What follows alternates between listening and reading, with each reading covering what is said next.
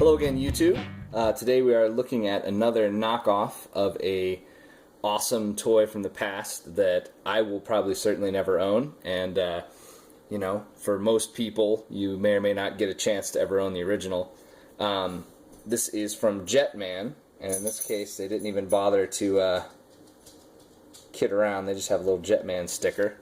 I'm not a huge Jetman fan, but this toy, at least the original toy, is, you know, a classic, an absolute, you know, holy grail for most toy collectors of this, you know, that like transforming robots. So anyway, when you can walk into a Tuesday morning and buy a version of it, even a very small, very cheap knockoff version, I jump at the chance. And in this case, it's really cool because all the deco, I mean, obviously you saw the Jetman on the side, but all the deco is spot on. They didn't change anything. It's pretty much exactly the way that it's supposed to look. And, you know, they've taken some liberties with some parts of the transformation, but for the most part, it's still the same. So it's actually, in my mind, a pretty cool knockoff. Now, in terms of size, the original is massive. I mean, it's just huge. In this case, they've shrunk it down to, I guess you could call it like a Voyager scale. You can see him here next to Cosmos, just as a kind of an idea. And yeah, you can flip these wings out if you wish, just to make him more of a cool jet. So the Hyper Hawken is a combination of really a couple different jets. It does separate, it does turn into individual robot modes, but with varying degrees of success. But either way, so we start here in the Hyper Hawken mode. You first take off this bottom piece, and then the whole thing pulls apart right here. Now, this piece right here is the Icarus Hawken, and again, it's pretty much spot on to what it should be. Now, all of this should come off, and then this would just be the Jet Hawk individually, but you can't do that on this version. These pieces are stuck on, which also affects the transformation of this portion into what normally is a very cool robot, and in this case it's pretty crappy. But you can see how cheap and ugly it is back here. But basically, you know, there's a lot of parts forming. You take these pieces off, you fold this back, and on the original, these pieces kind of flip in, and then the arms peg on the side, and then this is actually the front of the legs, so they would pop off and rotate. Now, in this form, and if you take off these, you can see there's nothing doing. There's no slides, there's no mechanisms, it can't rotate. So pretty much the best that you can do is there's a teeny tiny peg which you can plug these into like that, and that completes his transformation. This part is the Bird Garuda, and taking it out of its combined jet form, you move this down, rotate that up, open these wings, and there he is. And you know, it's pretty cool looking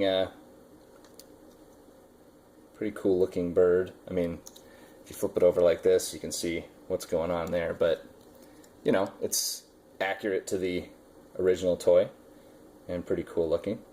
To transform him, and there's some scary parts on this, I gotta warn you, but basically you're gonna fold the wings, fold this part up. This is very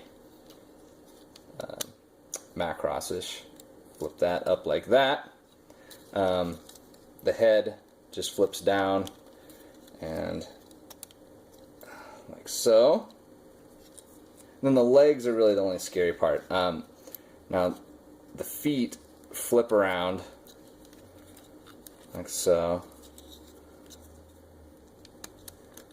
Go down here.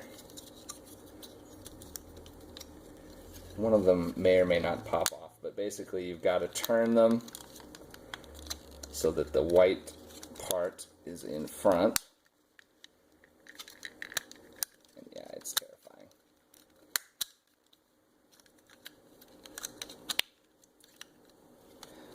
Okay.